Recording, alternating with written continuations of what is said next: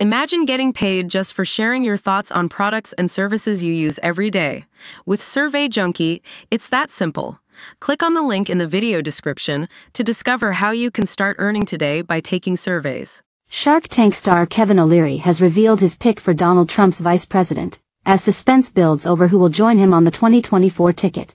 Speaking exclusively to DailyMail.com, the investor hailed North Dakota governor and former businessman Doug Burgum as a potential buffer to the often unpredictable former president. If you're an independent and you're thinking that Trump is too crazy, but then you've got Burgum in the package, then you've got some Trump insurance.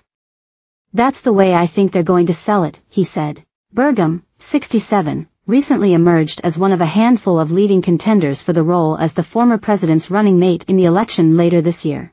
The pick will be announced at the Republican National Convention next month, Trump confirmed this week. Burgum had a career in technology and consulting before making his successful first bid for governor of his home state in 2016. In the 1980s he developed a small startup tech company called Great Plains Software, which he later sold to Microsoft in 2001 for over $1 billion. He has an estimated net worth of at least $100 million, according to Forbes, although he is a relatively unknown figure and largely untested on the national stage.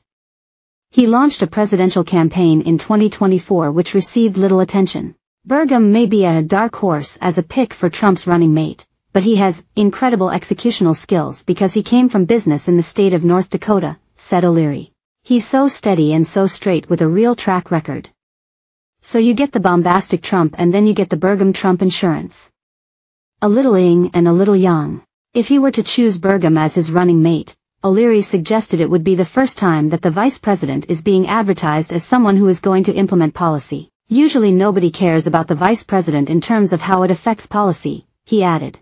But what is unique to this election is that it is becoming important because of the longevity issues around both these presidential candidates. For O'Leary, the number one issue for the American people is inflation. Then energy security is up there and border security is up there. That's another thing with Burgum. Trump could ask him to fix these issues and he could actually go execute it and figure it out. When it comes to energy, O'Leary argues that Burgum has a strong track record in his home state of North Dakota. He is the energy governor. He is the guy that turned North Dakota into one of the wealthiest per capita state in America. There's only around 750,000 people there, but he put energy on the top of the list. One of the largest untapped reserves of oil on Earth is sitting in Alaska. How could royalties on that be used to reduce the national debt? And that's what people are talking about in Washington. Could he be the guy to implement these kinds of policies in the Trump insurance program? Last week, Trump narrowed his search for a vice presidential candidate to just 7 contenders and begun requesting information from each. Alongside Burgum, those in the running are Florida's Marco Rubio, Ohio Senator J.D. Vance and South Carolina's Tim Scott, according to campaign sources cited by Fox News.